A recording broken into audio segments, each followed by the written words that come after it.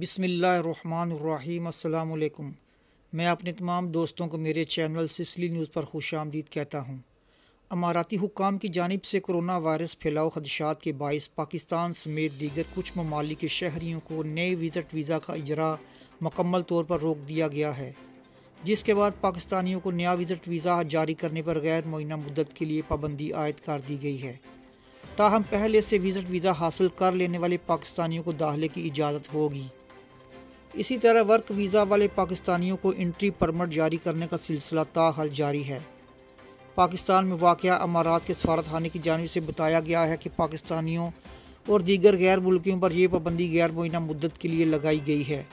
اگر پاکستان میں corona cases کی لہر میں جلد کمی آ جائے گی تو ویزا سروس بحال کر دی جائے گی۔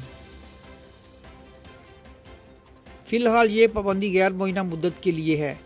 اماراتی حکام کی جانب سے وضاحت کی گئی ہے کہ وہ افراد جو پہلے بھی ویزا پر دبئی کا سفر کر چکے ہیں، انہیں بھی کسی قسم کی رعایت نہیں دی جائے گی۔ انہیں بھی ویزا پر دبئی داخل ہونے کی اجازت نہیں ہوگی۔ دبئی امیگریشن نے اس نئی پابندی کے حوالے سے تمام ملکی اور غیر ملکی ایئر لائنز کو آگاہ کر دیا ہے۔ دبئی کی جانب سے ویزے پر پابندی والے ملکوں کی تازہ فہرست بھی جاری کر دی گئی ہے۔ ان ممالک میں پاکستان، ترکی، ایران، یمن، شام، عراق، لیبیا، کینیا، صومالیہ اور افغانستان شامل ہیں۔ امارات کی امیگریشن اتھارٹی نے 5 اکتوبر کو گھریلو ملازمین، سرکاری اور نیم سرکاری اداروں کو ورک پرمٹ جاری کرنے کی بھی اجازت دے دی تھی، تاہم اب ان کیٹیگریز کے لیے ویزوں کا اجرا 12 ممالک کے لیے معطل کر دیا گیا ہے۔